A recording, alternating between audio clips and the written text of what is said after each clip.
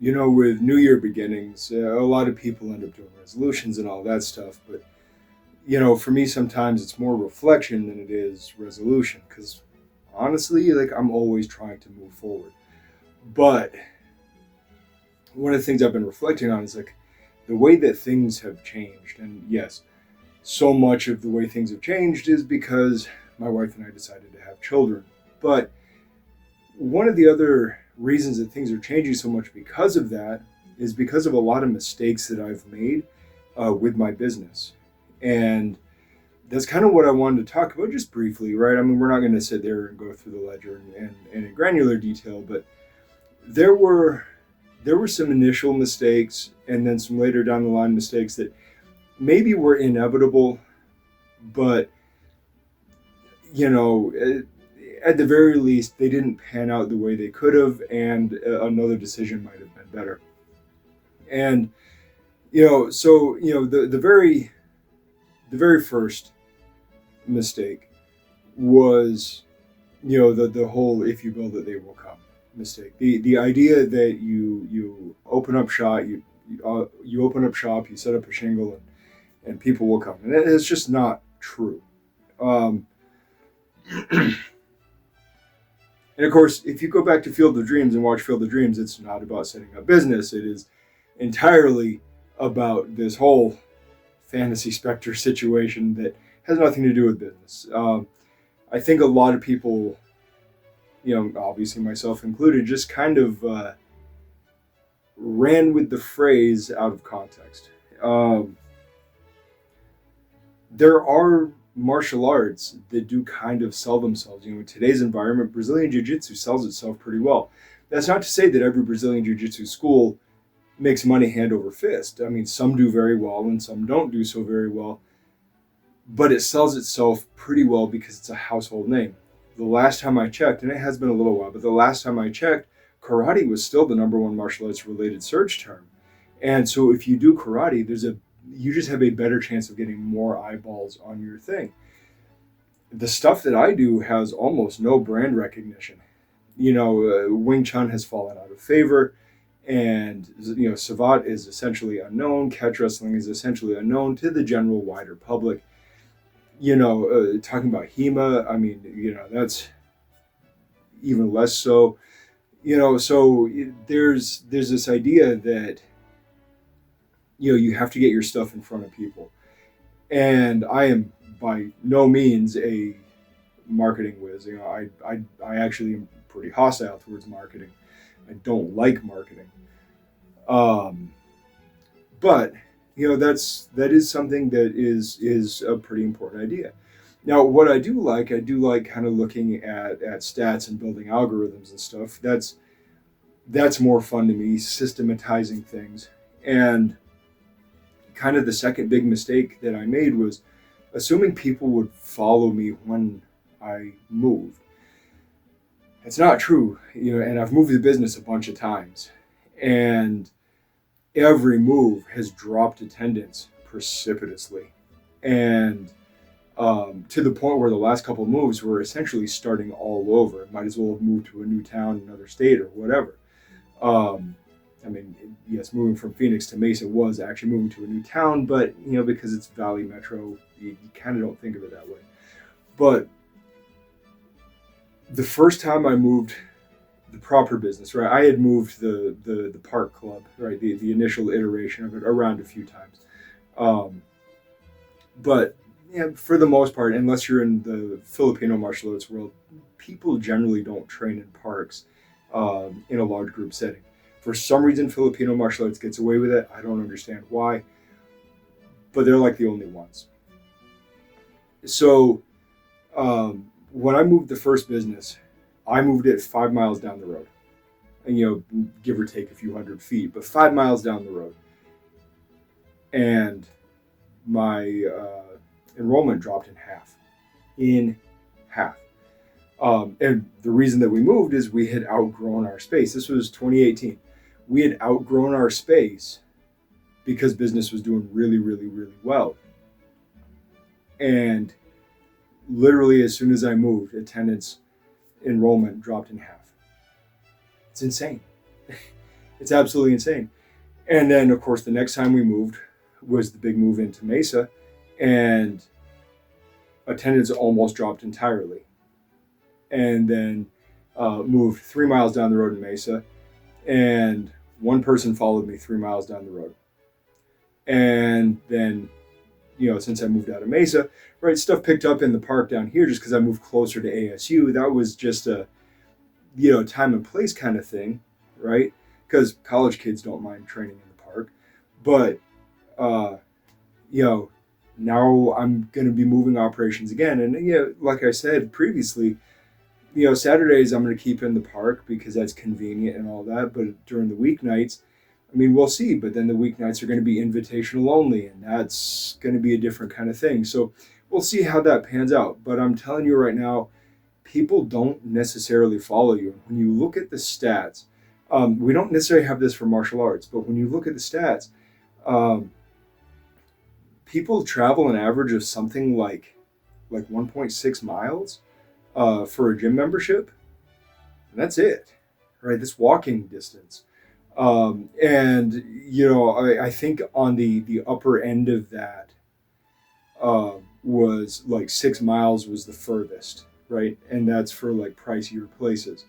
And I guess, because price confers a bigger investment, so people willing to pay that price are generally willing to travel a little bit more. But like, on average, less than 2 miles, like that's crazy.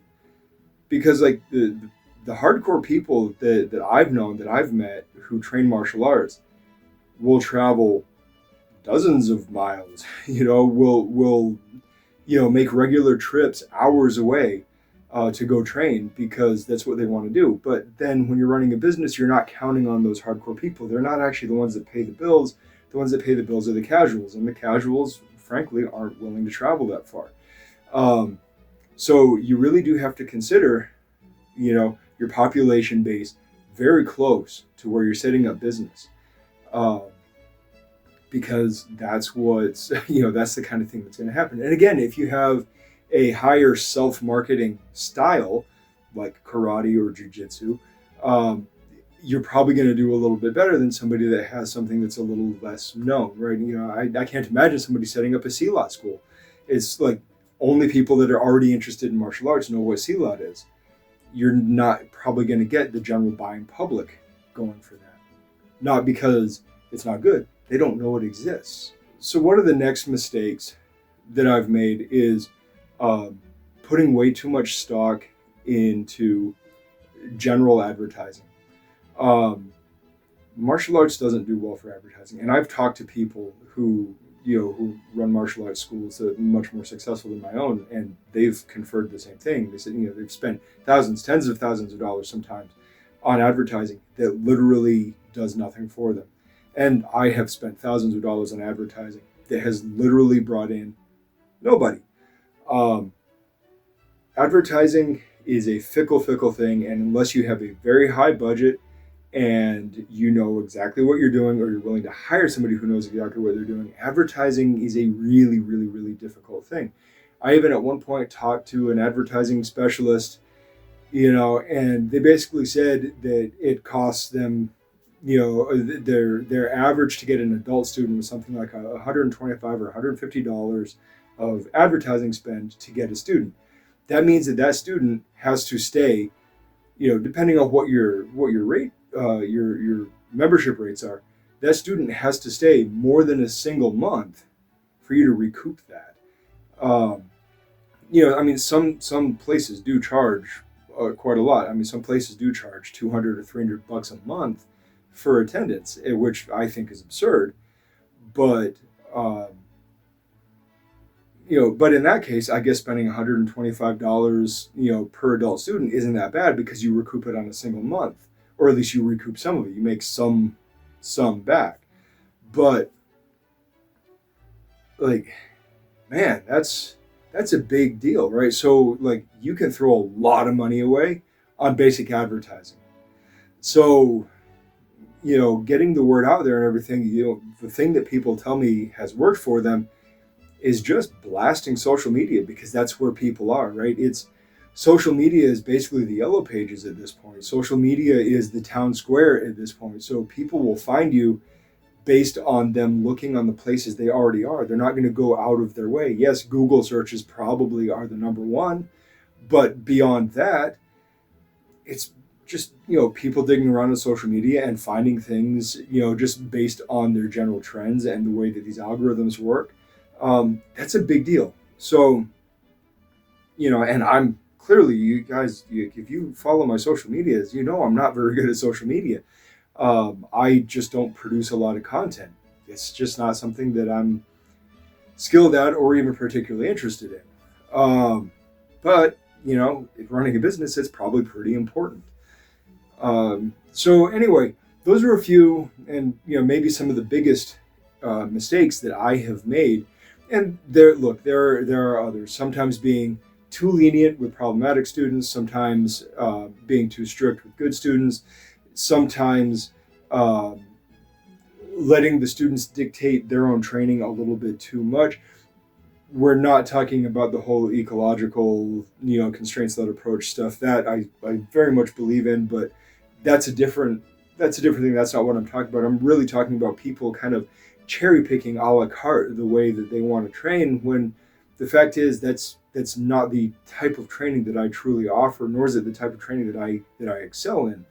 I'm good at teaching people what I know, the way I know it, and how these things mesh together, and that means kind of learning it all from the ground up. And I've definitely been a little too passive in just letting students be like, well, I want to do this, I want to do that, forsaking some of the other more fundamental stuff just because, well, I was eager to keep a student.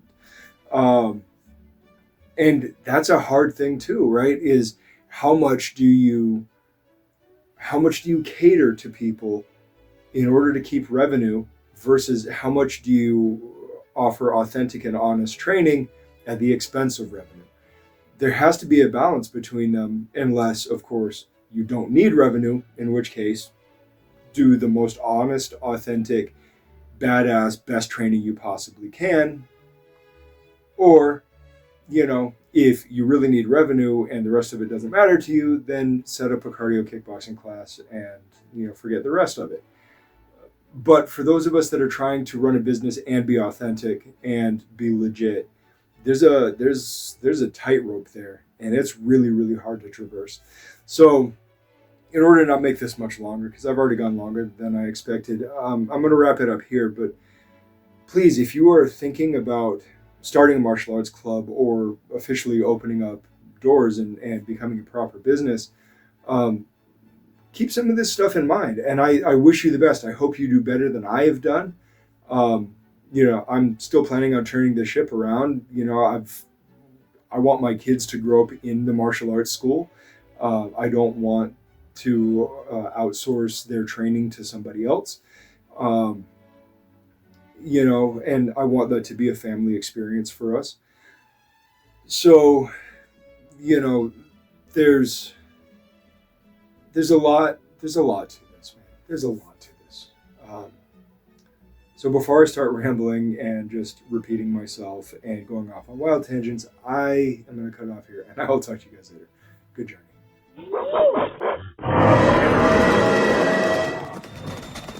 Thanks for watching. Like, subscribe, share.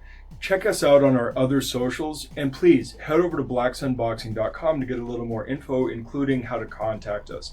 Furthermore, if you are in the Phoenix area, please feel free to stop in, say hi, join in for a class, whatever. Also, if you ever see us cite sources or just for additional content, please check out our Substack. That is where we put all of the sources we use in our videos and is a major part of this. Plus, it serves as a membership platform for long distance learning and for people who would like to support us but aren't local. We would greatly appreciate it if you signed up. Even just the free membership helps us out a lot. All right, I will see you guys in the next video. Good journey.